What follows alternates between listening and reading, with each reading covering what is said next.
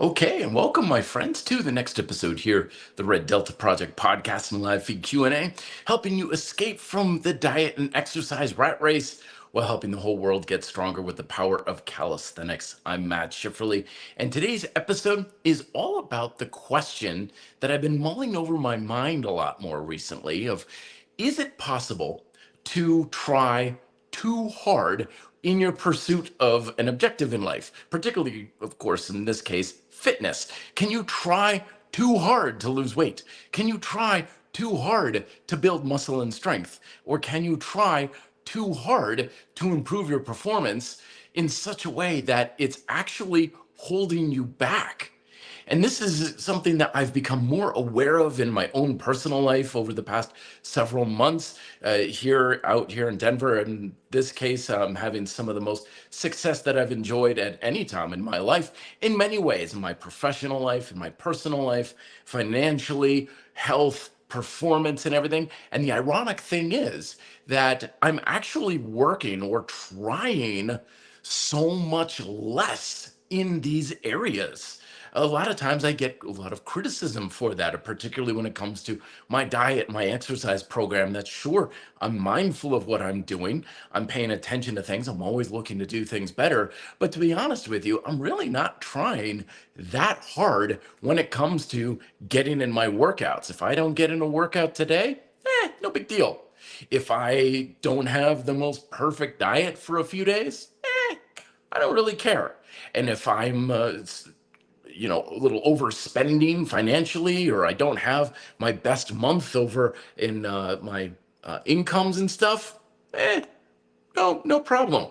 And there was a longest time in my life where that sort of stuff was certainly cause for me to tear my hair out. I mean, that's why I look this way, right? And I would stress out over every little thing. If I had a few French fries, gave in to the temptation at the lunch line in college and had a cheeseburger for lunch. Oh my gosh, that would be like the worst thing ever. And I would be guilt ridden and anxious about food for the rest of the day. Or if I couldn't get in a workout during my vacation, oh, that would be just a really, really stressful situation for me. And I was always mulling over and trying to get everything perfect and just right. And I always was saying, I'm an all or nothing kind of guy. I either go all in or all out. And I honestly, even though I was working 10 times harder in those areas, my results were a fraction of what they are now.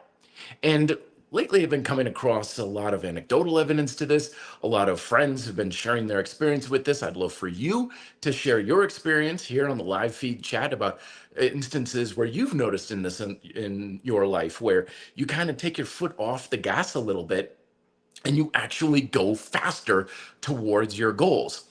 And it's largely inspired also by this book that I'm reading called Trying Not to Try. Sorry, I can't remember the author right now. I'll put a link to it down below in the description when I post this on the audios and the YouTubes a little bit later. But it's all about not only the philosophical ancient wisdom behind this idea, but the scientific validity through things like research and brain scans and stuff on why this happens. And in my world as a coach, I see this all the time where people are trying so hard to get their diet perfect and trying to lose weight. And they're like, I can't lose weight. And I'm counting my calories and I'm counting my grams of sugar. And I've got my macronutrients dialed in and I've got everything. And I've got my supplements all perfect and everything. I've done the research. And then eventually they're like, you know what? Screw it. I give up. I'm just going to do whatever. I'm just going to kind of eat healthy. And then 2 weeks later, they're like, I'm losing weight and I'm drinking beer and eating pizza. And sure, not all the time, but I'm actually making progress now that I'm not trying so hard. And probably the area anecdotally where this is really obvious is in the world of sport. As an athlete and a martial artist, I see this all the time, experienced it myself, where if I was trying so hard to perform at my absolute best, I actually did worse. I was slower on the bike and I was more exhausted and I was stiffer and tighter in the martial arts.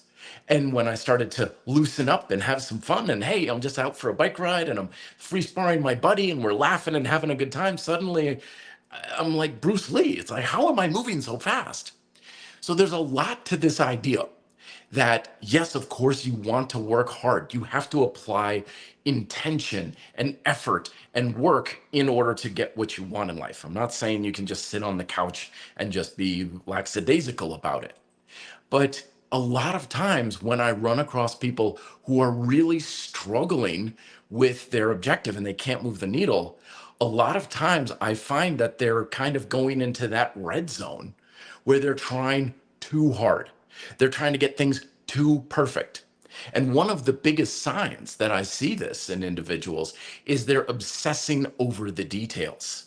And like, okay, so if I do 3 sets of an exercise, that's fine. But what if I did 4 sets of an exercise? Or what if, how about I do 3 sets one workout and 4 sets the next? Or wait a minute, should I do 3 sets for a week and then 4 sets for a week? Or maybe I should do a periodization scheme where it's for a month at 3 sets and then 4 sets, but then I switch it up a little bit and keep the body. And it's like, dude. And meanwhile, you've got the guy next to him at the calisthenics park doing pull-ups and they're jacked out of their minds and they're like, I just do a bunch of work until my arms get tired, and then I go and get McDonald's.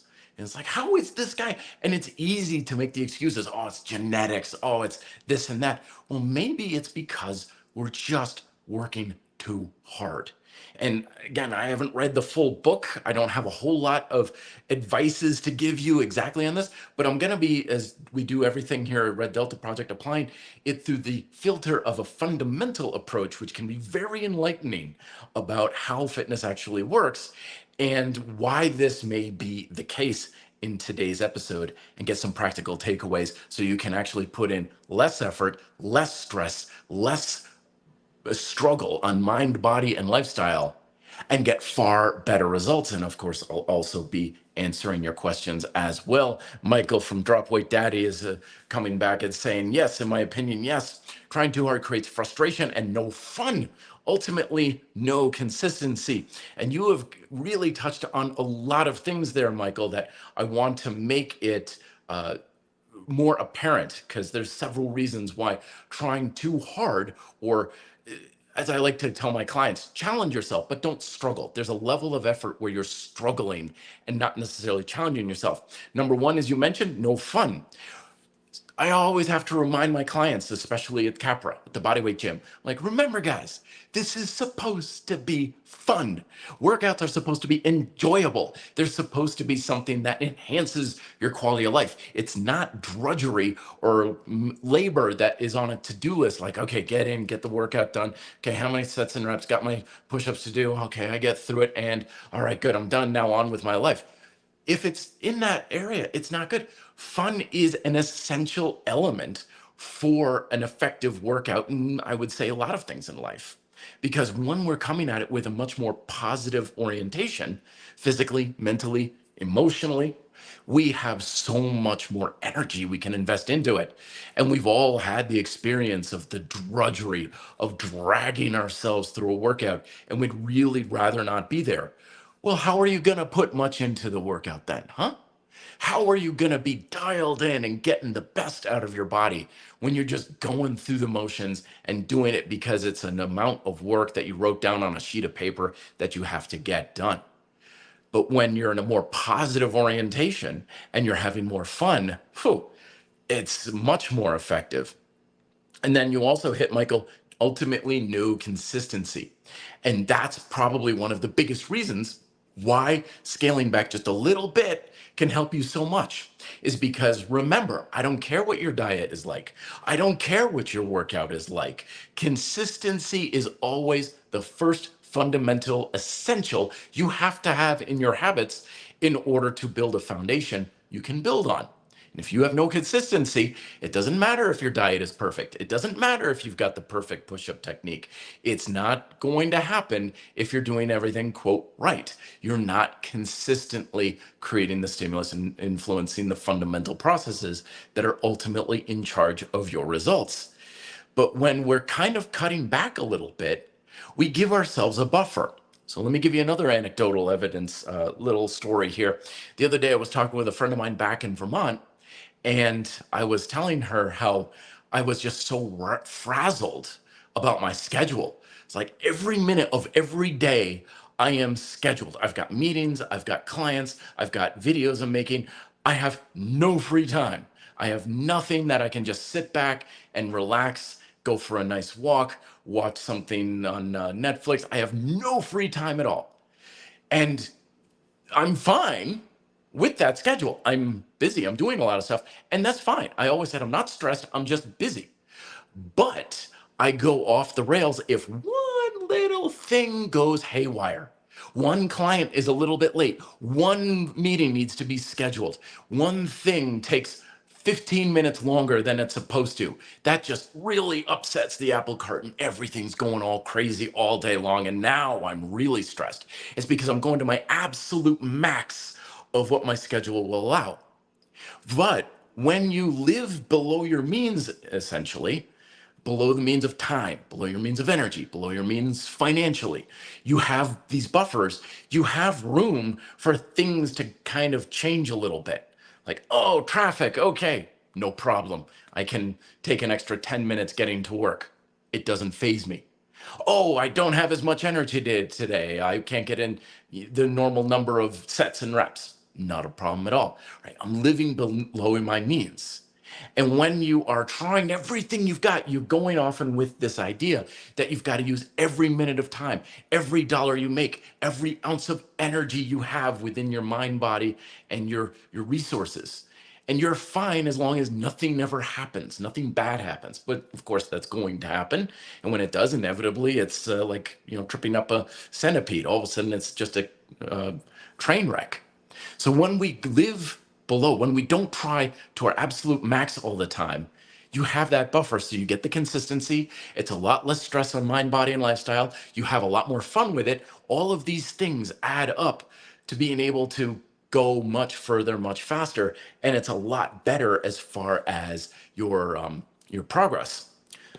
Great question here. Tiger Stan is saying, how does this apply to isometrics? Glad you asked, my friend. I was just on the, I was going to say phone, but not really, the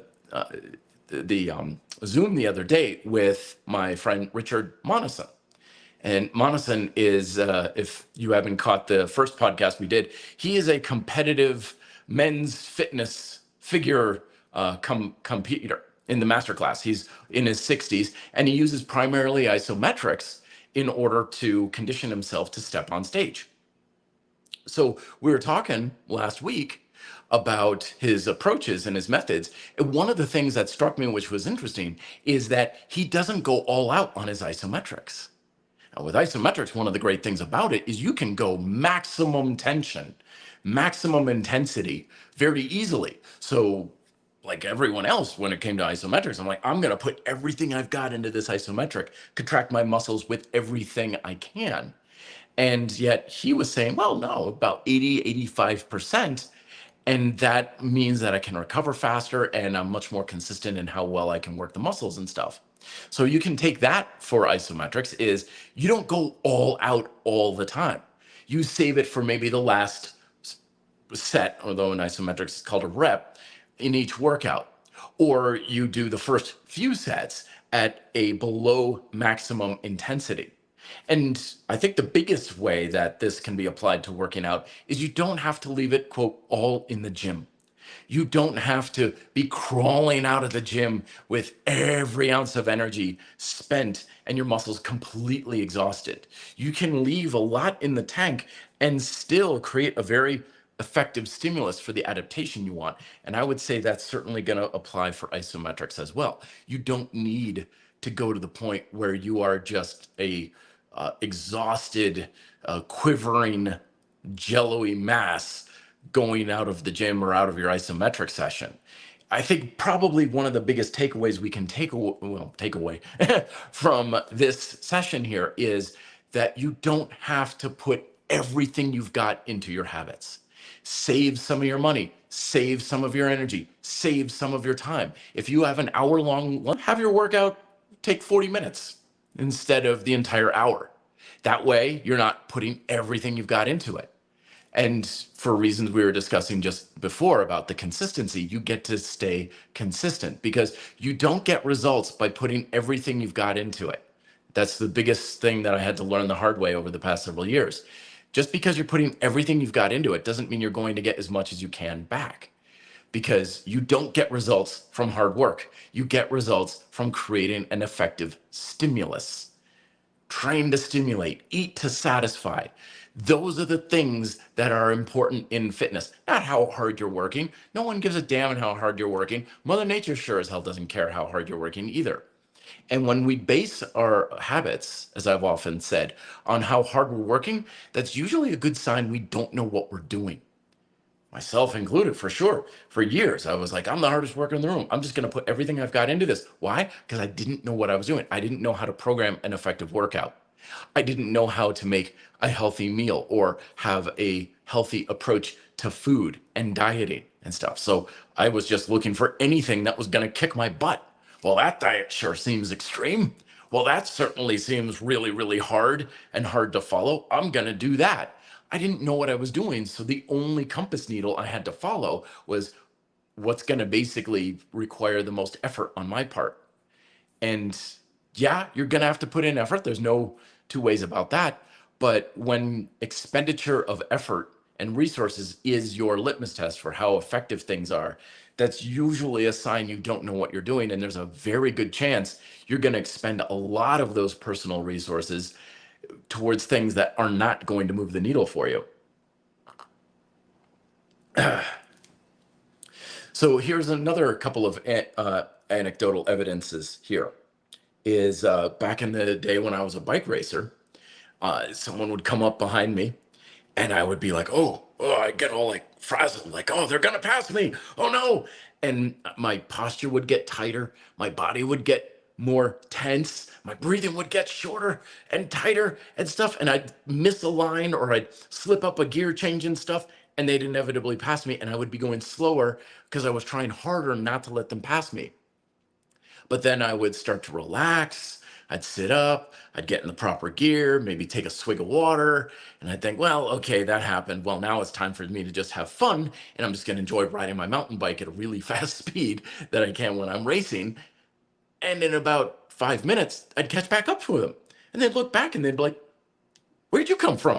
Why are you going as fast as me? And I'm like, I don't know. And then I would pass them, and oftentimes we just dance back and forth a little bit.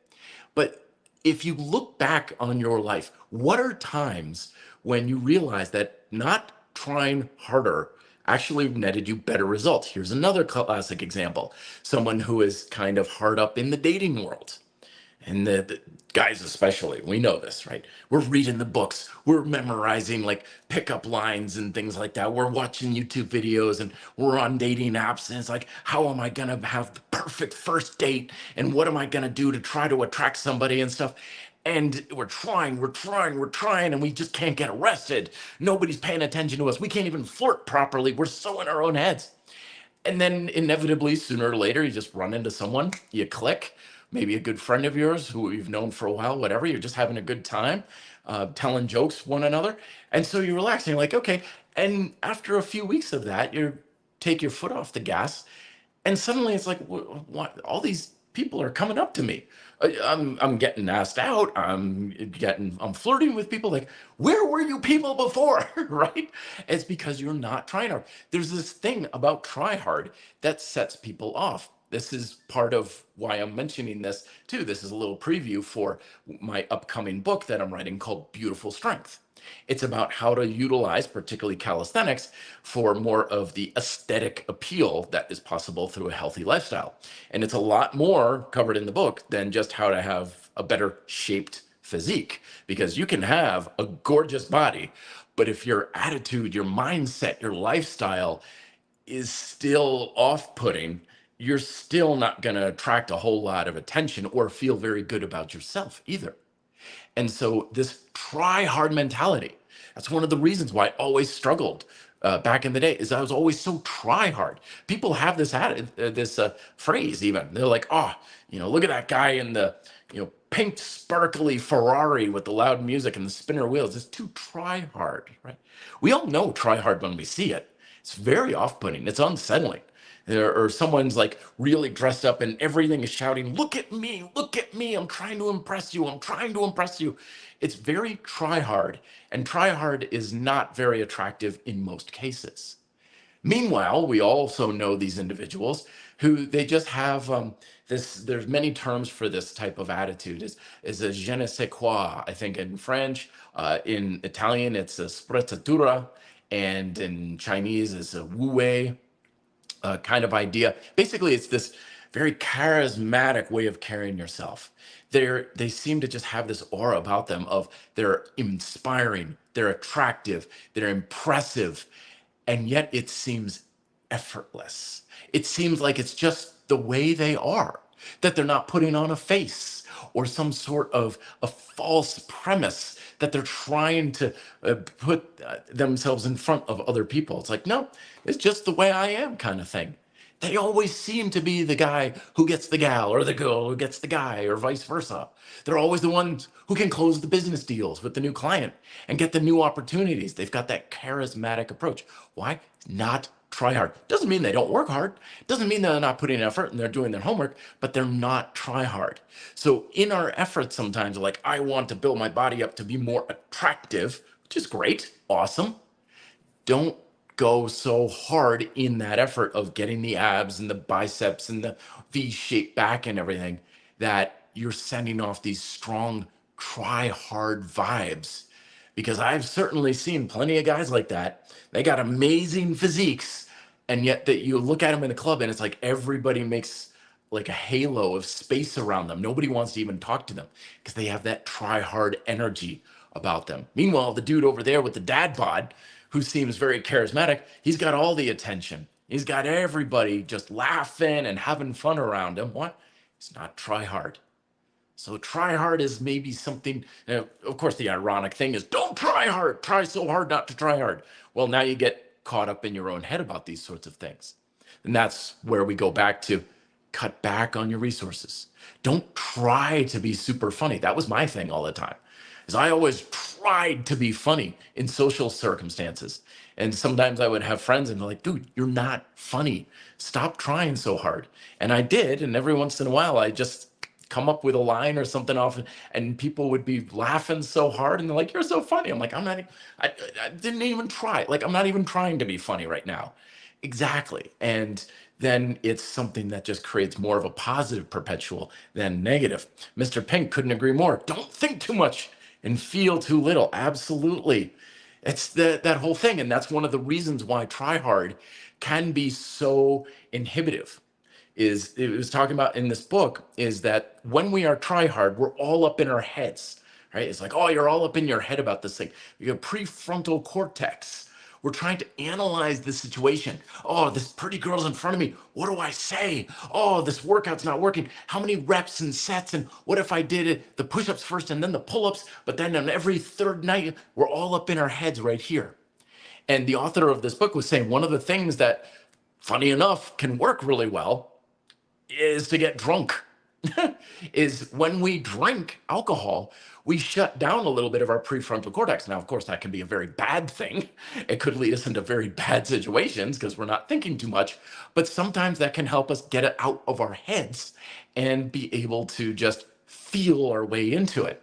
And I've certainly applied that in several times in the writing world. They have this saying that says, write drunk and edit sober. And it's a metaphor, of course, of when you're writing, just spew it out. Don't think about it. Just put everything you can on the page. And then when you're editing, then you go and look at this. Okay, is this the best way to make my point and everything like that? But sometimes I would literally take that advice and apply it exactly that way. I'm like, oh, writer's block. I can't get this idea out stuff.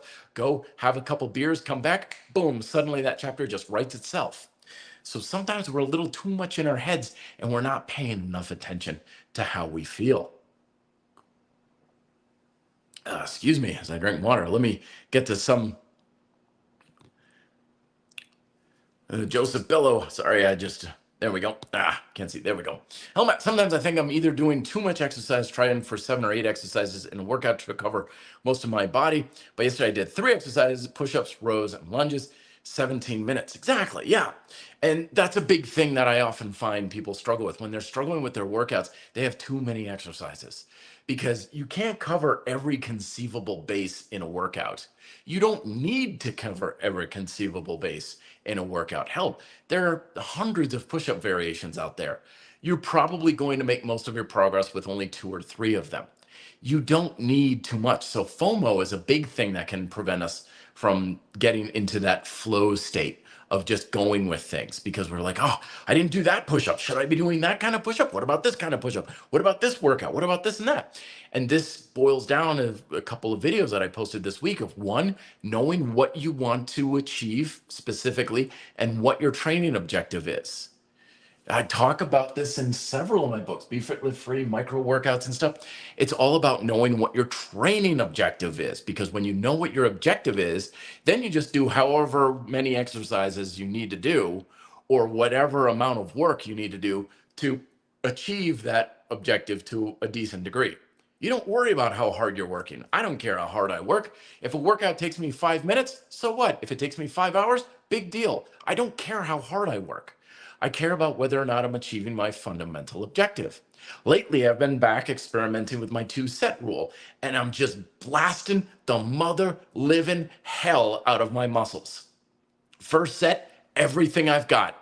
When I think I'm at my absolute max, another rep. Take a deep breath, another rep. That little voice in the back of my head, come on, you bastard, you got another rep and another rep and another rep. Oh, you feel like your triceps are going to explode. Good, now we start counting. 1, 2, right? And so I'm getting a lot out of just 2 sets, and I'm only doing maybe 3 or 4 exercises in a workout, and it's been fantastic because I know what my objective is. I know my training objective of just bombing the hell out of the muscle, challenging that muscular work capacity. I don't need to do 5 different push-up variations. I only need 1, maybe 2 if I'm up for it.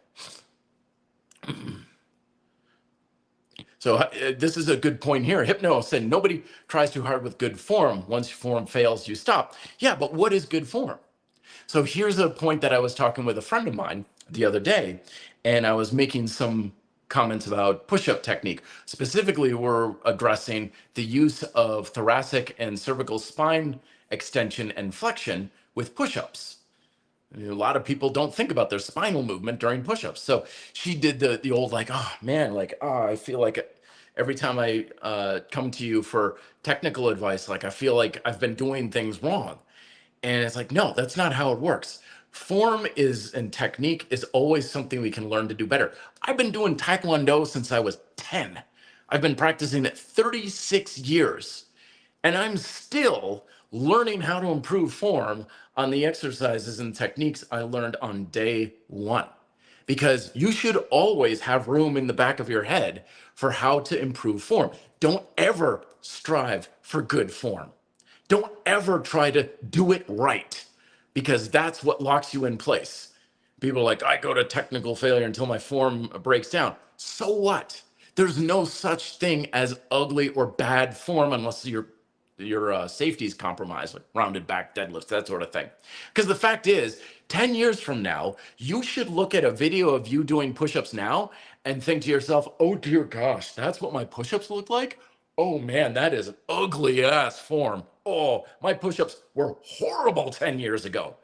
You know what that means is you got a lot better over 10 years. If you look at a video today of you doing push-ups 10 years ago and you're like, yeah, that looks good. That's fine. I don't see anything wrong with that. That means you're still stuck where you were 10 years ago. You haven't improved. So focus more on improvement, my friends. Don't worry about doing it right. That's the try hard mentality. I gotta get it right. I gotta get my diet right. That's why I always tell people, to hell with eating right. Eating right. I don't eat right. I don't want to eat right. I want to avoid eating right. I hope to God I never eat right, because it's according to some stupid ass dogmatic rule that someone put in a book or someone just thought made sense and they put it on paper. And now we're all eating a certain way because someone said it was the right way to do it. And that has nothing to do with what you actually want or need to do to achieve your results. Okay? Back in Taekwondo, my instructor used to give us a test. He's like, teach me how to do a side kick.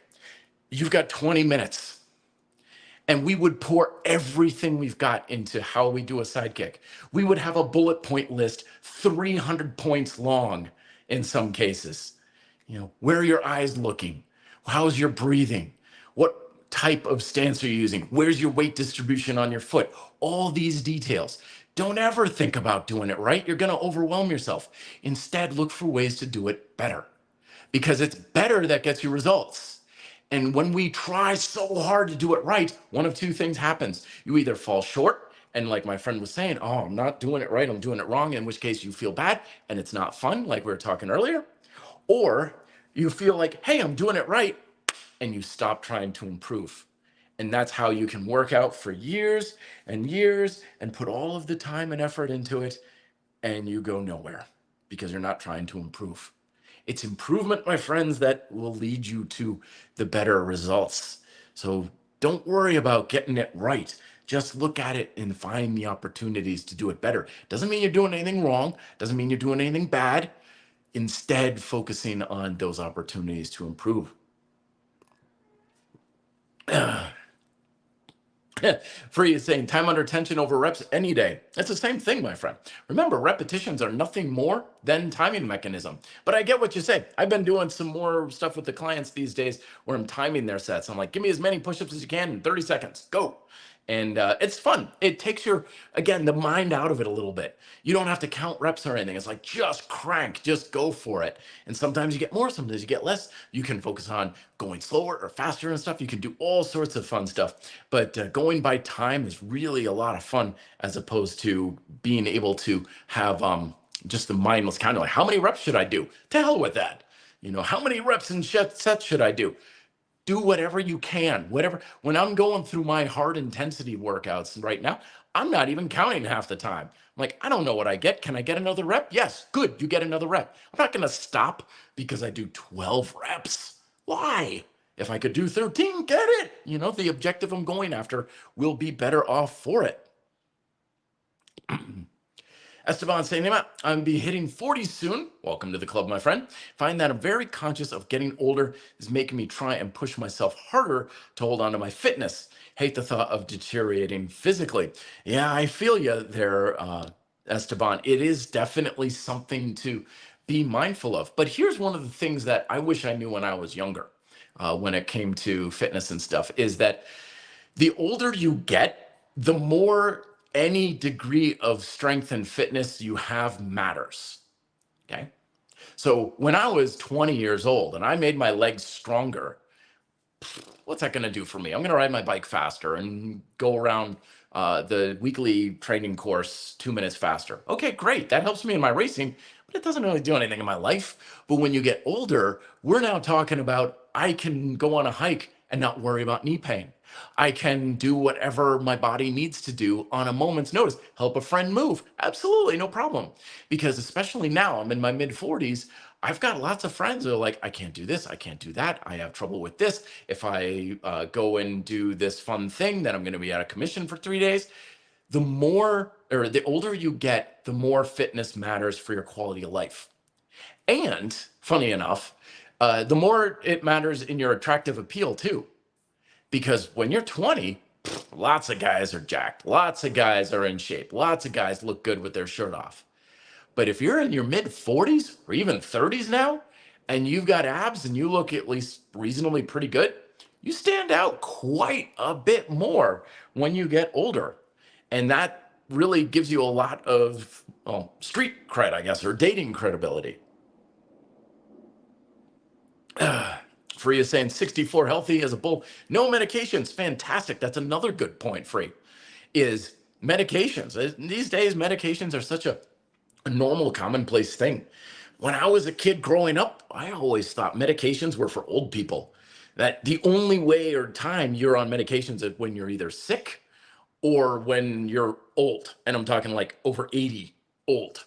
And now it's so commonplace and stuff. And yeah, sure, I recognize maybe we're finally able to address issues that have been lingering in the background, and we have better things to take care of those sorts of things. But yeah, if you can go, the less medication you need in life, the better. It's just flat out there. Medication will always be a second place to actually having the good health. Let's see. Free is also saying heavyweight doesn't nothing. It's being functional. It's not weight, my friend. It's not about the weight. Forget about the weight. Remember, we've got three variables. We got weight, we have resistance, and we have muscle tension. Okay. Now, when it comes to functional and strength and everything, it's not weight, it's not resistance even. It's tension. It's the amount of tension you generate in your muscles, the ability to generate tension in muscles. That's why all of my books, they're always fundamental about, can you get tension in the muscle? How well can you generate tension in the muscle? It is a skill, it is a fundamental skill upon which all your functional and physical abilities are based off of. And so that's what's important. Now, weight heavily correlates to resistance, resistance heavily correlates to tension. So they are very heavily correlated, but we got to make sure that our attention is on the thing that's most important, not the weight. If you can generate a crap ton of tension in the muscle with 10 pounds, then awesome. But if you need it and you feel you can do it better with 30, 40, 100 pounds, then do so as well. That's a very good way to go about it. See, what other things can I address here? We're talking about not trying too hard, my friends. Oftentimes, too, when we're trying too hard, that's just as much of a load on our mind as it is on the body and the lifestyle. Remember, it doesn't do you much good to have the healthiest body in the world and live to be 120 if you're stressed and anxious about food and diet and exercise all the time. And unfortunately, there are a lot of messages in our fitness culture that encourage this cost, that you're supposed to worry about what you eat, that you're supposed to be concerned about food, that you're supposed to be stressed out over your workouts or your diet and stuff. And the fact is that the less stress you have over these sorts of things, the better off you're going to be. Because I was there for so many years of my life. I was there so many times in so many different ways. And honestly, looking back now, I can honestly, it didn't do me a lick of good. It was unnecessary work. It was unnecessary stress. And I wish I could go back in time and change the past about it. But obviously, I got no time machine. So I can't do really anything about that. But that's the biggest thing, is being able to take the load, or as my buddy Free was saying here, heavy weight off your mind, off your conscious. Lots of times when I would be learning the lessons of a fundamental approach and all of my fitness independence lessons and all of my books, it would just be this, it's like a weight coming off of my shoulders. And I would wake up some mornings and be like, my life is so much easier now. And there's so much less I have to concern myself with and worry about. And my life is so much better. And it's all these sorts of things that are going to be easier on your mind, body, and lifestyle. It's one of the things that you want to be relieving yourself of. Fitness is supposed to relieve you of stress, not contribute to it. Yes, of course, riding my bike up Lookout Mountain is really hard. Yes, of course, doing heavy dips and pull-ups is really hard on my muscles. But that's a temporary thing, acute pressures for chronic relief. But when we have chronic stress over what we're doing, that's usually a good sign that we're trying too hard about things. This stuff should be easier. In fact, a lot of times when I'm a guest on podcasts and stuff, they oftentimes will say things like, "Oh, what's your parting words of wisdom? What do you want to leave us with?" And kind of the thing that I have been saying over and over that I always want to really impart is this whole success thing, especially with fitness, but anything in life, it only works if it gets easier. I'm going to say that again. This whole fitness thing, weight loss, building muscle, getting in better shape, feeling good, having a better lifestyle, this only works if it gets easier over time. Because it's simple economics. As I was saying before, you only have so much time, so much energy, so much money, so much effort that you can put into things. And so when you're maxing out your resources, it is physiologically impossible to get better results. You just can't do it. With what? With what? Right? I get people in the gym all the time. They're like, I want to get bigger. I want to get stronger. I want to lose weight. And I tell them, with what? You're always exhausted. You're always tired. You have no motivation. You're always at your wit's end because of your job and stuff. You got nothing to use. How are you possibly going to ever get better results? You've got nothing to get those results with. because getting good results in fitness and in life is still just down to simple, basic economics. Do you have the resources, the time, the money, the energy, the focus, the concentration, the motivation? These are basic resources. Do you have it to be able to advance further? If you don't have it, which eventually we all run out of it, the only possible way you can get better results is to become more efficient, to get more productive with either the same amount of work or less work, AKA you make it easier. It's the only way human beings have been able to advance in everything within society. We've never been able to advance in any way, shape, or form until someone creates a tool or a method or a gadget or a gizmo or something that makes things easier. AKA, you can get better results with less work. It's the only way we move forward. And when we are trying so darn hard, you're at your resources end, you're at your wit's end. And unfortunately, if you're not focused on trying to make things easier, you're not going anywhere. You're just going to keep running around in circles, continue to burn out your mind, body, and lifestyle. And you're either going to crash or you're going to quit. But you're sure as hell not going to get better results. It's physiologically impossible because you just don't have the resources for it. But if you find ways to do things easier, like, oh, now I can do this exercise and it's so much easier on my shoulders. Oh, now I can do this exercise and it's so much easier on my schedule. It's easier on my mind. It's easier on my body. It's easier, right? That leaves you breathing room. That leaves you the ability to, it's like, great, now I've got so much more energy. I can just blast the hell out of it and get better results. Great. Do things the easy way. Finding the way to get easier is better, my friends. Esteban coming in with his words of wisdom. I think also need a reality check. Understand that we are mere mortals. We can't achieve everything, be perfect at everything. We have to accept our limitations, be happy with what we choose. Choose is the optimal word there, my friend. Absolutely. Because the fact of the matter is, when it comes to this whole fitness game, you're going to be mediocre at best at most everything. I mean, case in point, I can't run worth a damn. I can't swim, or I can swim well enough so that when I'm in water, I don't die. That's how well I swim. If I was a triathlete, I would be screwed. Today, I did a new thing where I took an aerial yoga class. That was kind of fun. And the very basic things where they're like, oh, this is a basic foot lock around the silks and stuff.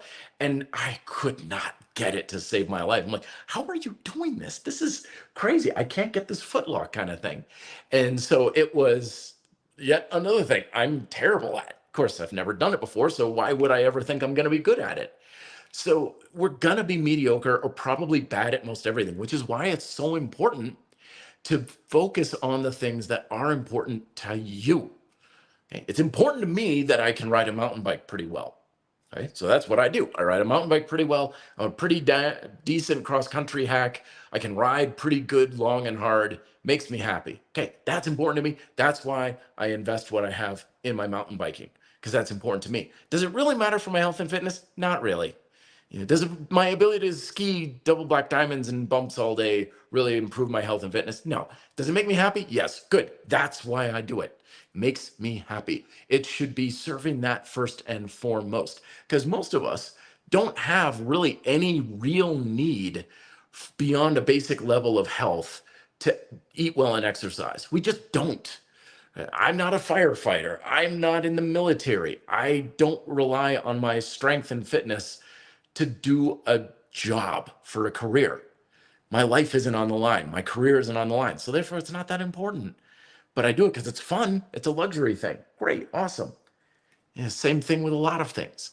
It's more important to dial in what is important to you, my friends. If it's not important to you, you don't need it. It's not important. Right? I don't need to be good at aerial yoga. It's not important to me. So therefore, it's not important. I'll only do it if I enjoy it and if it's fun. And it might be. I might look into it more. It was kind of a good time. And that's what we want to base things off of much more, is the choice to do things that make us feel good.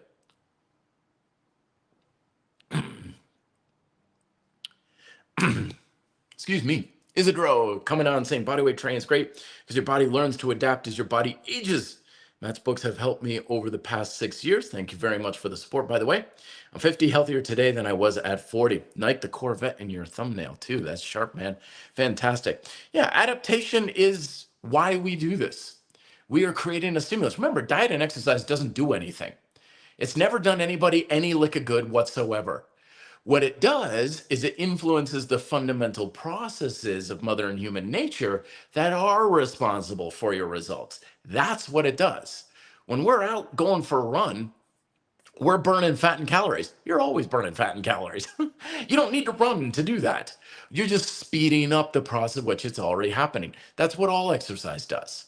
That's what diet changes do. They don't do anything unique. They're just taking whatever's already happening and speeding it up and slowing it down and or slowing it down. That's all diet and exercise ever does, is those things. And that's crucial for getting us out of a try hard mentality in fitness, because we think sometimes that we're trying to move mountains here in fitness, that we've got to do something monumental, that it's got to be something special and unique and crazy and extreme. And it's not. Everything you need to have happen to get the results you want is already happening completely on autopilot. You don't need to do anything. It's always been happening since the day you were born and will continue to happen till the day you leave this mortal plane. But when we engage in our diet and exercise habits, we are influencing that process by speeding up or slowing down the rate at which things happen. Which, I don't know about you, but when I started to understand that, that took a hell of a lot off my shoulders, because I didn't have to move mountains again in order to make things happen. I didn't need to go to extremes.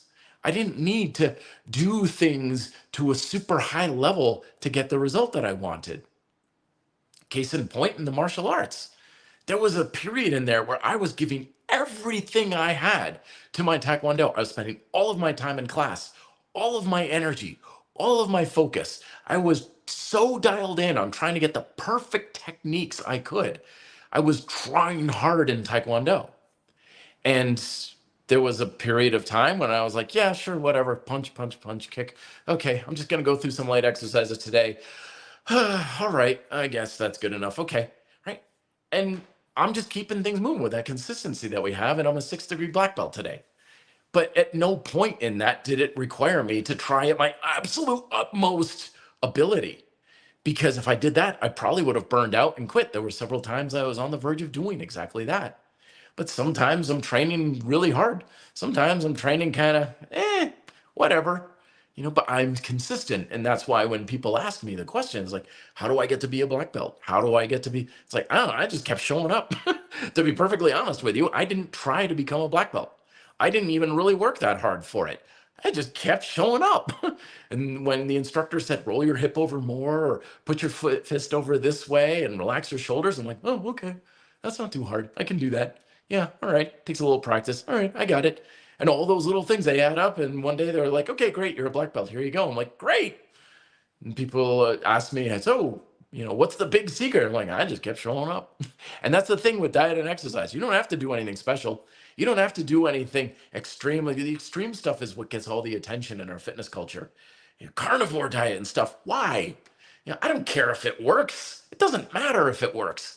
It's whether or not you want to do it. And the extreme stuff is usually stuff we just don't want to do very much for very long periods of time.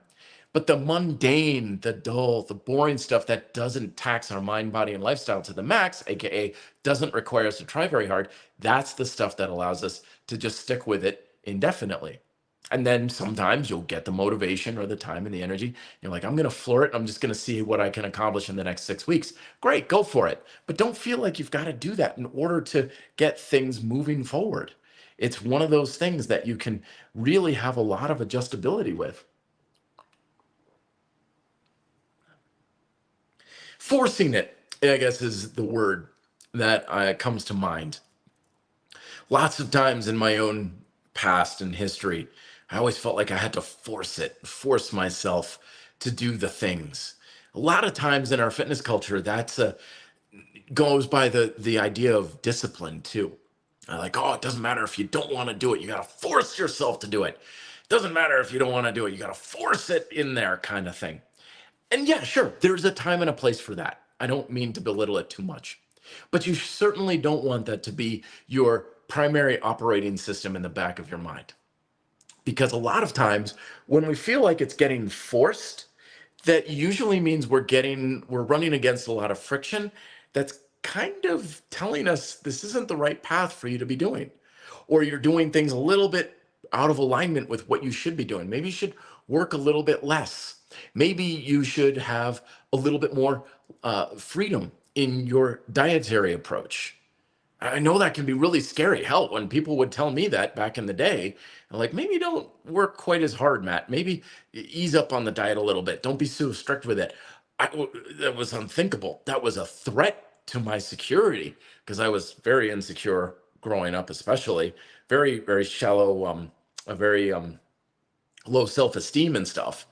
And usually, a lot of times when we have trouble of that letting go, that's an ego thing where we're like, oh no, I've got to put everything I've got into it because it's the only thing I've got that's helping me feel like I'm worthwhile and worthy of the results. But you ever meet someone and you just click and you have this great time and you get along great and you're just laughing and it's like, gosh, I could just sit here at this bar and talk to you for the next 5 hours and we wouldn't even know where the time went, right? That's that kind of effortlessness that we're looking for. That's alignment. I got a whole chapter in my book, Be Fit, Live Free, Align to Shine. When we are in alignment, when we are utilizing things in alignment with our proficiencies and our skills and our resources and our preferences and things, it's so much easier. It's so much easier. And usually, when we feel like we're trying to force it in there, that usually is kind of a sign we're out of alignment.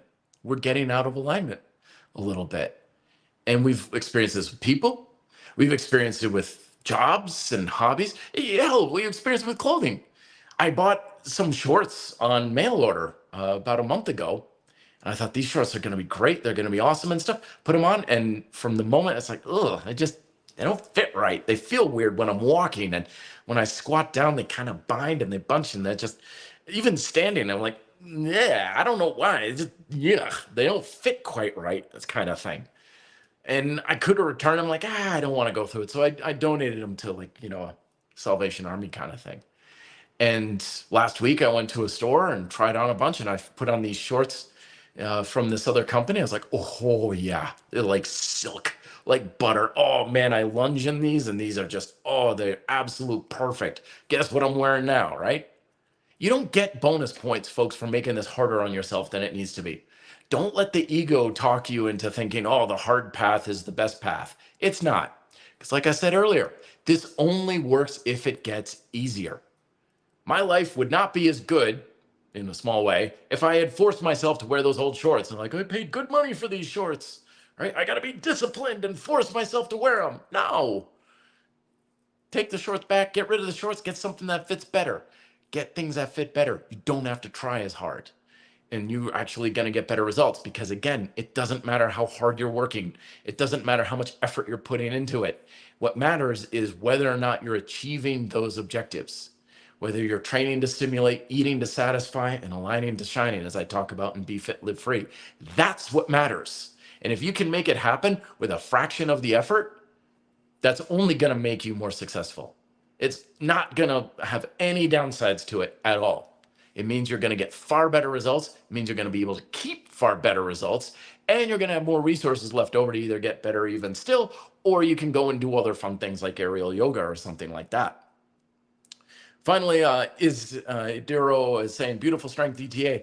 Sorry, my friend. I was hoping to have it around 4th of July weekend, but it's just been a lot of things in my life have been preventing me from really getting any consistent work with it. I'm really having to rethink several of the chapters. This is oftentimes what happens with me when I'm writing my books is I'll sit down, I'll get the outline out and I'll think, okay, I know what it's going to be about. I know what I want to talk about. No, but when your mind starts to get more focused on the content that you're in, then you start learning a heck of a lot more sometimes. Half the books that I write for the sake of me learning a heck of a lot more about that subject matter. I wrote micro workouts because I wanted to learn a lot more about micro workouts. I wrote suspension calisthenics because I wanted to learn a lot more about how to use the weight machine that you can fit into your pocket.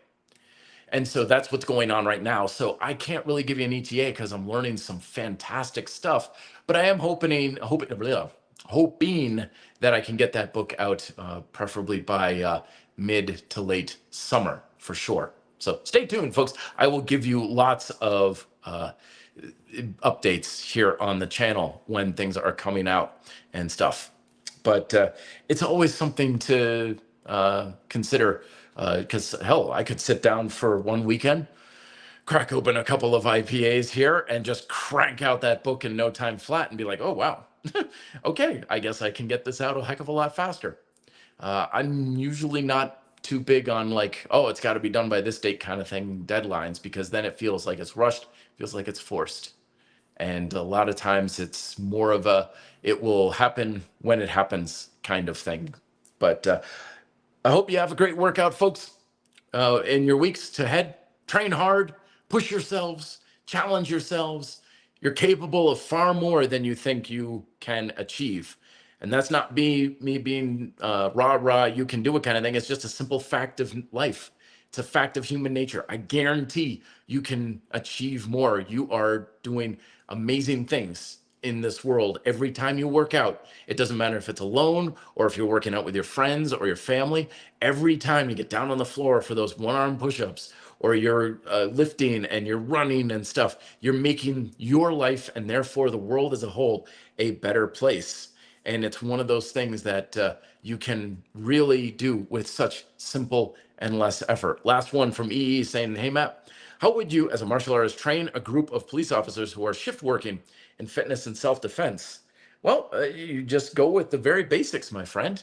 Doesn't need to be anything fancy. So remember that most of what makes a workout program work is just working with whatever resources you have. So we got shift works, right? It's like, okay, so when can you work out? 3 a.m. Great, you work out at 3 a.m. 3 p.m. 3 p.m. it is, whatever. Give them the basic tools, push, pull, squat, right? Challenge them to work around a variety of stimuli, because as police officers and people who have laborious demands on their bodies, you want to have a pretty broad stimulus. You want to lift with high repetitions, lighter loads. You also want to lift heavy and lighter and lower repetitions. So I would say anywhere from 5 to 30 and somewhere in there. It doesn't matter how you mix it in, just get it in somehow. Same workout, different workouts, whatever. I would focus on that in their work capacity. Because if you can get heavy, that's great. If you can get lighter with more volume, that's great too. Don't get too dogmatic about it. And make sure, most importantly, you're getting some sort of cardiovascular conditioning in as well. But self-defense, hire someone to teach some self-defense. I'm sure that's part of your police work too as well, excuse me. Basics on self-defense too. It doesn't need to be kind of crazy. I mean, classic martial arts, we are always looking at all these fancy techniques and moves and reflex kicks and things like that. It's like front kick, reverse punch, get your guard up, how to block with your elbows, forearms, that sort of thing. Chances are very good. Most of your self-defense that you need, it's like your exercise. You only need a handful of techniques and to be able to throw them at a moment's notice. Nothing fancy. Keep it real simple. But I would say, again, that go with the variety of the strength and conditioning. Heavy and light, long and short, fast and slow. The broader your stimulus is, the more you're going to be conditioned. It's GPP, is basically general physical preparedness is what you're looking for. Don't train like a bodybuilder where you're doing things quite kind of the same way. Master Dave saying, Matt, do you remove body hair for aesthetic or hygiene reasons? If so, how do you do it? Yeah, most of the hair on my body is either trimmed or shaved. It's a weird thing. It just happened over time, because when I was a bike racer in college, I mean, I would just get thrashed. I had so many stitches throughout my body when I was in college because I was crashing and everything like that. And it was always a pain with the bandages and everything, because I swear my grandfather was a gorilla. I've just got hair kind of crazy all over. So I started shaving my legs. And then I ran into a buddy one time, and he had some really impressive arms from his pull-ups and stuff. And he's like, yeah, I like to shave my arms. I think it helps show off muscle tone. I'm like, oh, that's a good idea. I'm going to do that too, kind of thing. And just over time, it was like, Well, I guess any hair I've got, I'm going to trim it or shave it. And it's more just a feeling kind of thing. I don't like the feeling of hair very much on my body, very much. That's the biggest reason right there. Justin Scuth, Schuth, excuse me. Should have known that SCH is part of my name. Any plans for body weight fitness for winter sports? That's always been on the back burner, my friend, particularly for skiing. And being a skier my whole entire life, absolutely. That is something I really should get on, shouldn't I? Because I don't want to release that, of course, in the spring of next year. I should be releasing that late summer, early fall, because that's when you want to get into it. And it would probably be very much like my body weight for cycling book. I mean, it's not a very big book because you don't need a lot in order to condition that sort of thing. In the meantime, this would work pretty well. In all honesty, winter sports like this would probably be 90% of everything you need anyway. This is almost like bodyweight training for endurance outdoor sports of any kind. Is that the stuff in that book right there? But yeah, I attended a ski conditioning class one time at a gym, and it was 3 hours long. And I just kept thinking to myself, no one's going to do this. Like, I'm a diehard skier. I don't want to be in the gym for 3 hours 3 times a week because that's how often you need to do it for the class. I don't want to do that in order to just ski well. And even then, like, you can do all the conditioning you want in the gym, and you're still going to get your butt handed to you the first time you go out skiing because nothing will ever take the place of be able to create the same stimulus of skiing other than skiing, obviously. So the ski conditioning book would be very much similar to that. But you're right. I do need to get on that. I do need to make that book happen because there's a few techniques that I use that have really helped my ski days for a lot more. Skiing the Mary Jane and the Vasquez Cirque, Eagle Wind and stuff out here in Winter Park, Colorado has certainly been quite the testing ground for those kinds of techniques on what things have and have not worked very well for me. So stay tuned for that. I hope I can get that out sooner rather than later. So, all right, folks, thank you so much. Best of luck in your workouts this week. Let me know if you have any further questions. You can always reach me at Red Delta Project Instagram, red.delta.project. You can find me there. Also entertaining, of course, podcast topic requests if there's anything you want me to address in future episodes. Love to hear from you. And as always, best of luck, be fit, and live free.